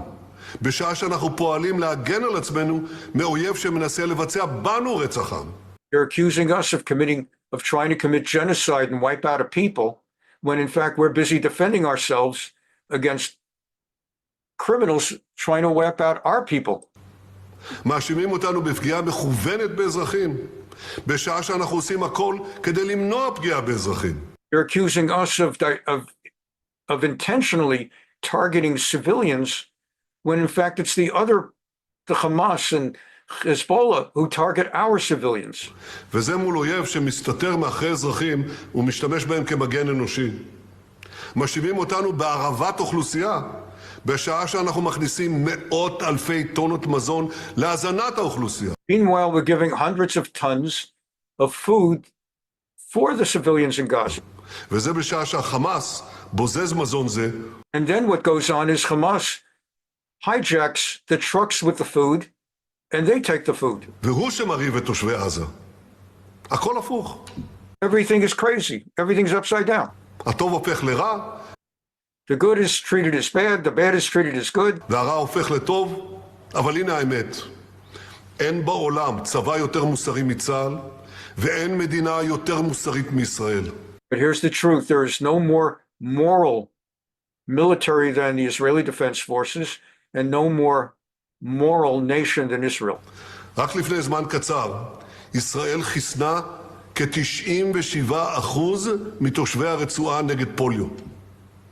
Just in the last few weeks, Israel immunized 97% of the Gaza population against polio. אז על איזה ג'נוסייד הם מדברים שם? What kind of genocide is this? בהאג. אני רוצה להגיד לכם, אף החלטה בזויה שם לא תשנה את האמת. לא מפתיע שההחלטה מקוממת זו הובלה בידי תובע ראשי שנחשד במעשים חמורים, ולא מפתיע שההחלטה זו התקבלה בידי שופטים שאיבדו כל מצפן של צדק והגינות. Look, this is not any kind of surprise. We know the kind of judges they have. These are people without honesty, and they're already biased against us. This is not justice, and we're not surprised. מעשיו של התובע והחלטת השופטים מרוקנים מתוכן את המושג צדק, והם הופכים את בית הדין הבינלאומי לכלי ניגוח פוליטי שאיבד את הלגיטימיות שלו כמוסד משפטי בינלאומי. ישראל לא מכירה, ישראל גם לא תכיר בהחלטה המעוותת זו. Israel does not recognize, Israel will not recognize this decision. אבל אזרחי ישראל, יש הרבה אור בחשיכה. אני מוקיר את ההתגייסות מחממת הלב של ידידים רבים בעולם, ובראשם ידידינו בארצות הברית. But my dear citizens of Israel, there also is light, not merely darkness. There are those that stand with us, particularly our friends in the United States. הם הבהירו שלהחלטה הזו יהיו השלכות חמורות על בית הדין ועל מי שישתף פעולה עמו בעניין זה. אני מבקש להודות לנבחרי הציבור בארץ, לרוחב הקשת הפוליטית, שהתייצבו כאיש אחד נגד החלטה בזויה זו. I want to thank also all the members of the Knesset who've stood together as a united force despite their political opposition in condemning what the ICC has done. אני מבקש לומר לכם, שום החלטה אנטי-ישראלית מקוממת לא תמנע מאיתנו ולא תמנע ממני להמשיך להגן בכל דרך על המדינה שלנו. I want to make clear that no anti-Semitic resolution or decree from outside is going to stop us from defending our rights and defending our land. לא ניכנע ללחצים. We will not bow down and submit to any pressures. יחד נעמוד, יחד נילחם, ובעזרת השם, יחד ננצח. We will stand together, we will fight together, and with the help of God, we will win together. The anti-Semitic decision of the International Court in The Hague is a modern Dreyfus trial, and it will end the same way. 130 years ago, the French Jewish officer Alfred Dreyfus was falsely accused of treason by a biased French court. In response to these false accusations, the great French writer Émile Zola wrote his monumental essay, J'accuse. He accused the French court of anti-Semitic lies against an innocent officer who was later exonerated of all guilt. Now an international court in The Hague, also headed by a French judge, is repeating this outrageous offense. It is falsely accusing me, the democratically elected Prime Minister of the State of Israel, and Israel's former Defense Minister, Yoav Gallant, of deliberately targeting civilians. This when we do everything in our power to avoid civilian casualties. We issue millions of text messages, phone calls, leaflets to the citizens of Gaza to get them out of harm's way, while the Hamas terrorists do everything in their power to keep them in harm's way, including shooting them, using them as human shields. The court in The Hague accuses us of a deliberate policy of starvation. This when we've supplied Gaza with 700,000 tons of food to feed the people of Gaza. That's 3,200 calories for every man, woman, and child in Gaza. And these supplies are routinely looted by Hamas terrorists who deprive their people of much-needed food. Yet just in the last few weeks, Israel facilitated the vaccination of 97% of the people of Gaza against polio. This doesn't prevent the court of accusing us of genocide. What in God's name are they talking about in The Hague? The truth is simple. No war is more just than the war that Israel has been waging in Gaza after Hamas attacked us unprovoked, launching the worst massacre against the Jewish people since the Holocaust. The decision to issue an arrest warrant against me, the democratically elected Prime Minister of the State of Israel, and our former defense minister, was made by a rogue prosecutor who's trying to extricate himself from sexual harassment charges, and by biased judges who are motivated by anti-Semitic sentiments against the one and only Jewish state. These judges did nothing. They did nothing against the real war crimes committed against the millions who've been murdered or uprooted by the dictatorships in Iran, Syria, and Yemen. Instead, they falsely accused the one democracy in the Middle East, Israel, thereby imperiling the right of all democracies to defend themselves against murderous terrorists and tyrants. Nor did the court do anything against the Hamas terrorists who raped our women, beheaded our men, burned babies alive in front of their parents, and kidnapped hundreds of men, women, and children to the underground dungeons of Gaza. They're still holding 101 hostages, citizens of many lands, including the United States. Come to think of it, the court did issue one arrest warrant against Hamas. Now hear this. They issued an arrest warrant against the corpse of the Hamas arch-terrorist Mohammed Dev. His corpse. What an absurdity. No biased anti-Israel decision in The Hague will prevent the state of Israel from defending its citizens. And I want to thank our many friends around the world, especially those in the United States, who've condemned this outrage and who have said that this decision will have severe consequences for the ICC and those who cooperate with its decision. Israel will not recognize the validity of this decision. We will continue to do everything we must do to defend our citizens and defend our state against Iran's axis of terror, Iran and its terrorist proxies, which include Hamas, Hezbollah, the Houthis, and others. Our enemies are your enemies, and our victory will be your victory, the victory of civilization over barbarism and tyranny. A standoff is underway in South Africa where police are preventing food and water from entering a disused gold mine in an attempt to force up to 4,000 illegal miners out.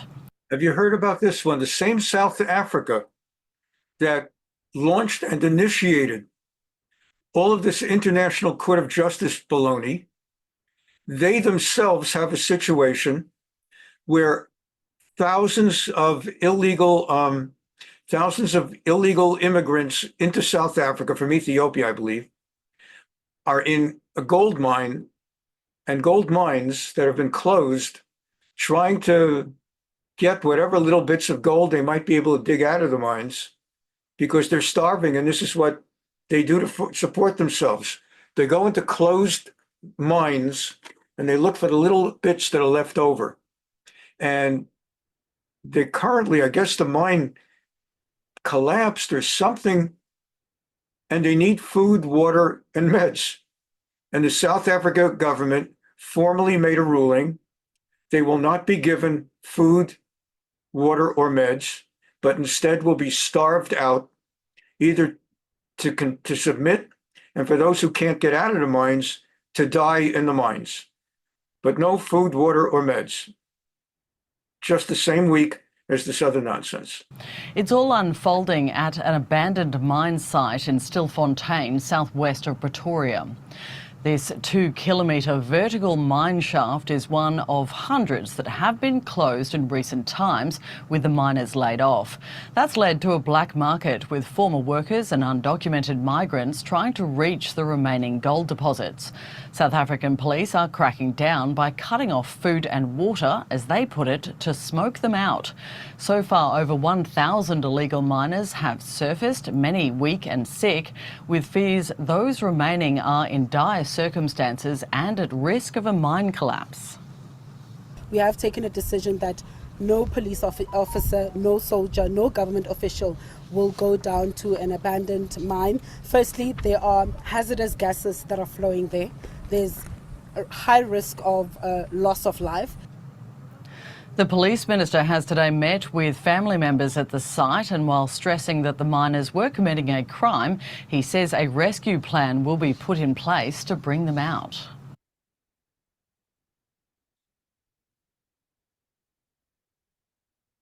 Now, South Africa's government says it won't help a group of illegal miners inside a closed mine in the country's northwestern province who have been denied access to basic supplies as part of an official strategy against illegal mining. Located in Stilfontein, the police closed off the entrances used to transport their supplies underground, and they're believed to be suffering from a lack of food, water and other necessities. Well, let's speak to our correspondent, Nomsa Maseko, who's in Stilfontein for us this morning. Nomsa, just bring us up to date on the situation there this morning. Well, there is a very huge police and military presence here. In fact, as I'm speaking to you, the Minister of Police has just arrived at the scene. And what we saw earlier is that a group of about 150 volunteers arrived here, and they were searched by police before going underground. And they have been going underground now for the last, say, 25 to 30 minutes, to try and retrieve a body. And we are told that it takes at least 45 minutes to an hour to get one person out. So at this stage, we are not clear in terms of if there is a dead body that they're taking out, or it's people that are alive that they are currently taking out. So in the next few minutes, we will get a briefing perhaps from the volunteers who will tell us what they can see underground. And so just remind us about this government policy affecting that mine there and the impact and concerns about the humanitarian situation for the miners still underground. Absolutely. It is turning out to be a humanitarian situation at this stage, because the police and the military have been putting together an operation whereby they have been trying to shut down disused mine shafts. But because of the high unemployment rate, and it's mostly some of the people that are going underground are people who are sacked from the mines that they were working in. Others are undocumented migrants, literally trying to make ends meet. So what has happened in the last couple of weeks is that water and food and other necessities have been shut down. Nothing has been allowed underground.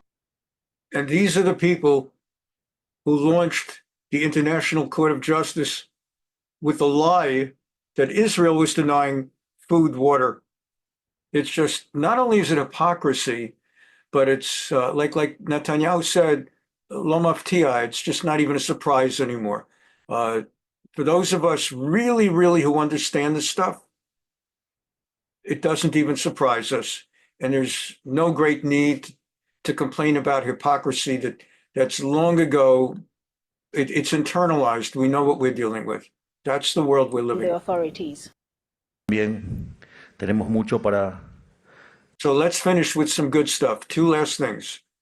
Javier Milei, the new leader of Argentina, announced a alliance with Israel this week in response to the ICC thing. And then finally, we close with a remembrance of Shlomo Carlebach, Rabbi Shlomo Carlebach, whose Yahrzeit he died in 1994. It's his 30th Yahrzeit this past week. Para aprender y para aprender de todas estas experiencias. Tomando el ejemplo de Israel, nosotros venimos a realizar el potencial de nuestra propia sociedad, promoviendo la actividad privada, la creatividad y la invención, Esta administración no va a permitir que pase otra camada de talento argentino sin aprovechar. Para finalizar, tenemos la vocación de afianzar la amistad que históricamente ha habido entre Israel y Argentina. Y por eso estamos llevando las relaciones bilaterales entre nuestras naciones a un nivel que nunca antes se había logrado. Porque esta unión surge de lo más profundo que dos naciones pueden compartir. Por un lado, los valores de la libertad y democracia. Por el otro, la lucha contra el terrorismo y las dictaduras. Es por eso que hoy quiero compartirles una primicia. Estamos avanzando en un memorándum histórico con el gobierno israelí, una alianza bilateral entre dos naciones hermanas, un memorándum en defensa de la libertad y la democracia, en combate del terrorismo y las dictaduras.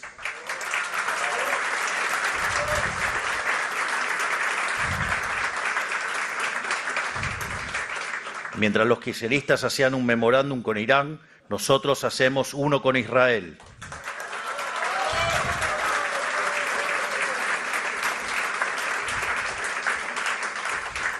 Ellos firmaban pactos espurios de silencio y complicidad en el delito.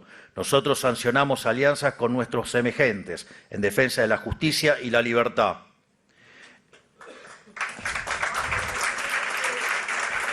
He's contrasting his record with Kirchner. It sounds Jewish, not a Jewish name. Kirchner was the prior leader of Argentina criminals, and they worked with Iran, and they were involved with terrorism. And he replaced them, and he's saying we're the opposite. Es nuestro deseo que esta alianza entre Argentina e Israel se convierta en un modelo para que otras naciones del mundo libre también elijan la vida y la libertad, condenando firme y abiertamente al terrorismo.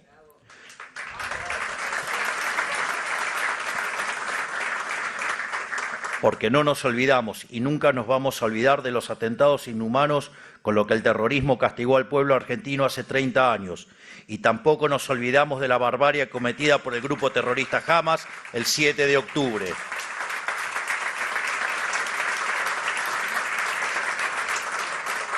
Ni tampoco nos olvidamos que aún retienen cobarde e injustamente a 101 secuestrados civiles inocentes, entre los cuales hay 8 compatriotas argentinos. Exigimos su liberación inmediata y sin condición alguna.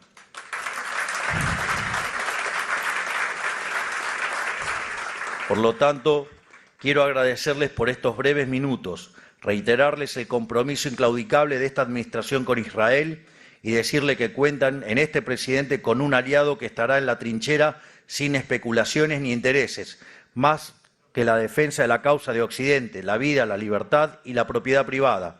Que Dios bendiga a los argentinos y a los israelíes, que la fuerza del cielo nos acompañen y ¡viva la libertad, carajo! Jobnik signing off. Your reaction at the attack from the Arabs on Yom Kippur, and where was you?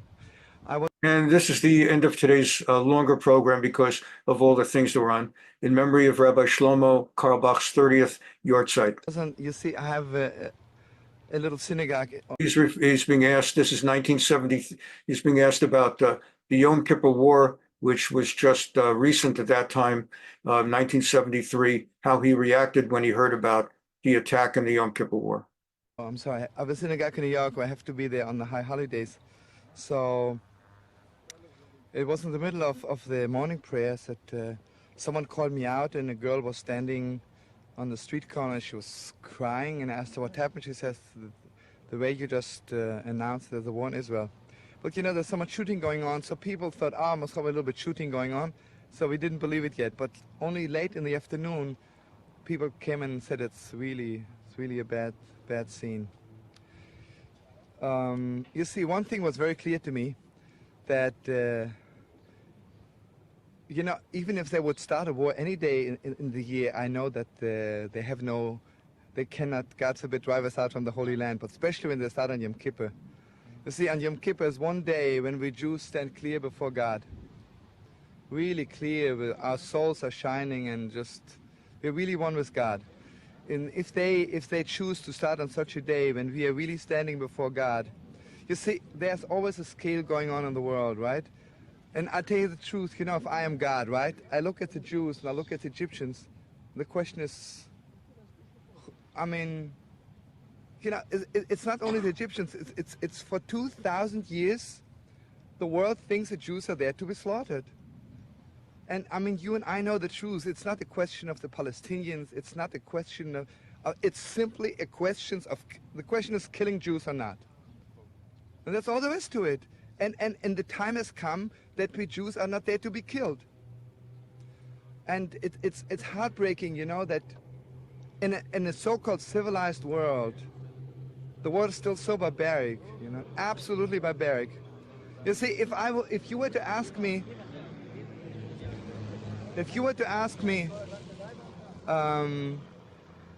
who is right in this war, you know, I'll tell you very simply, objectively speaking, you know, imagine I'm falling down from Mars, coming down.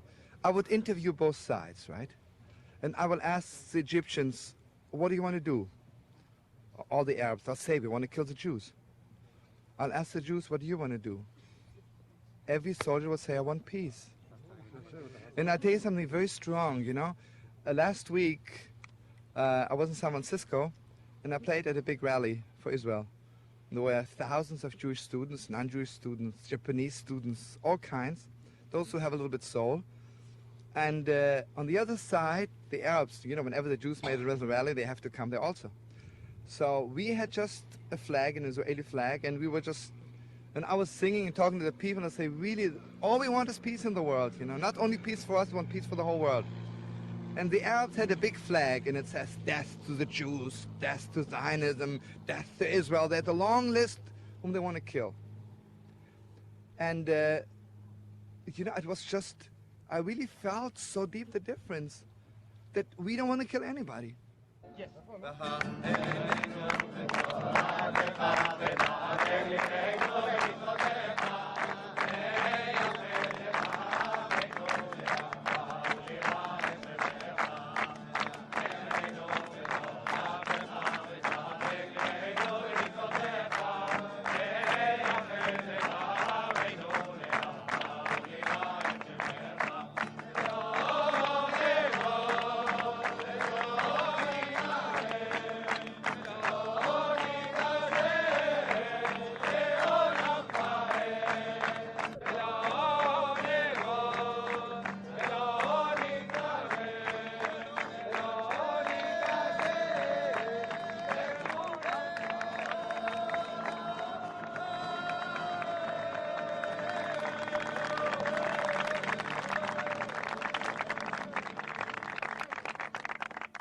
The holiness of us Jews is that we never hate, despite all the persecution.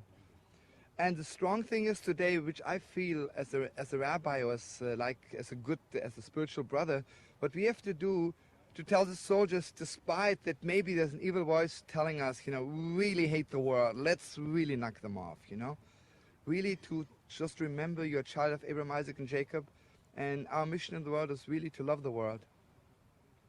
And it's unbelievable, you know, you look around those soldiers, you know, there's not 1 ounce of hatred in their hearts. And why they don't hate? Is it because they believe in God or humanity? Because, you see, the thing is, believe it or not, we really are the chosen people. But let me explain to you something, you know, the difference, let's say the Germans also thought they're chosen, you know. So the word chosen people needs a little bit of clarification. And I explain it this way. Imagine if a girl is chosen to be Miss America. She wants to be the only one who's chosen, right? Because if everybody will be chosen Miss America, it's the end of her first story. But we Jews are chosen in such a way that we want so desperately the whole world to be chosen also. Well, trust on the weapons? Or is there also in the army a trust in the leadership by the God of Israel? And do you see some things from his power? I'll tell you, if you'll ask, you see, it's very strong, you know. Israel, thank God, is really strong, the best soldiers in the world, take it or leave it, because they're ready to give their lives 1,000 times. And, you know, I really believe that the good side is always stronger than the evil, because there's only so much evil you can do, but good is infinite. There has to be a stop to good. So the truth is, it's really, for the first time maybe in history, it's a tremendous partnership, you know. We really trust completely in God, we really completely trust the soldiers. And the soldier completely trusts in God, and God completely trusts the soldiers. It's really together. But I'm sure that every soldier, when he has a gun in his hand, he really is praying to God, really praying all the time. Can you tell what he is praying, for example?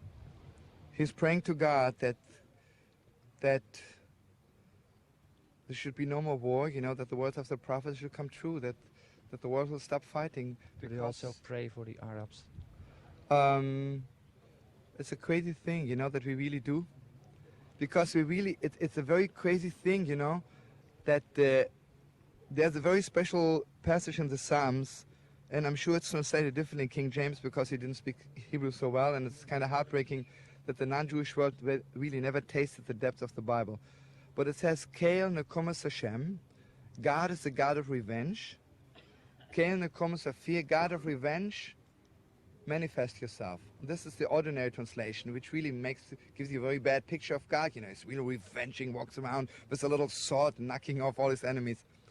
The real meaning of it is like this, that imagine if someone hates me very much, and I begin doing him a lot of good. And the more good I do him, he really is ashamed that he ever hated me. So on one hand, I'm really revenging myself, but on a holy way, because he really is ashamed that he did it, But we are praying for that the Arabs should really be ashamed to hate us. That they really should be ashamed to walk around and killing God's people. Because they can live peacefully, we're not taking anything away from them. It's really the biggest joke in the world. You and I know the truth. The Arabs have so much territory. And imagine we give them back Israel. What's they do with it? It'll just hang around like nothing. They had it all those years, didn't do anything with it.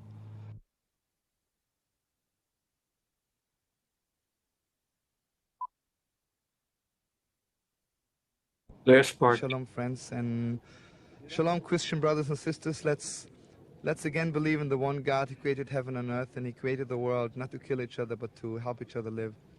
Shalom. Hallelujah, thank you. Can you sing something for us and explain what you are singing? Okay, friends, this is, brothers and sisters, this is a song. Actually, this is actually the Jewish answer to the world. The first thing we say, O Davinu Chai, God is living, God is living, God is living.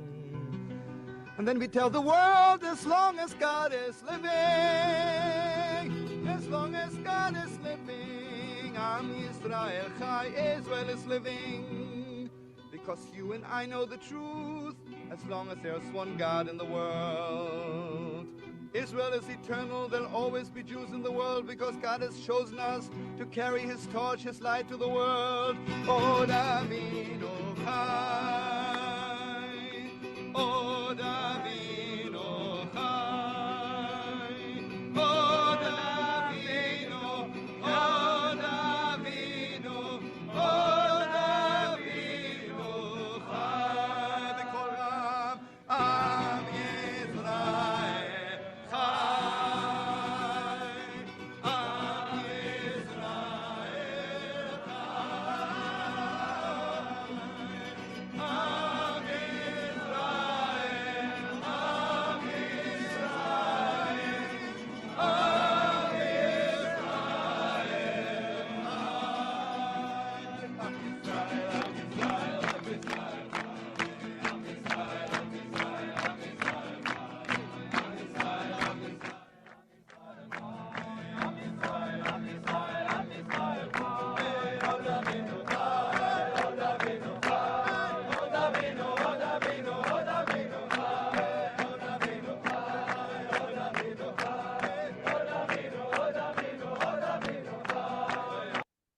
Thank you so much for being here today. I know it's longer, a longer program because of so very much going on. Normally we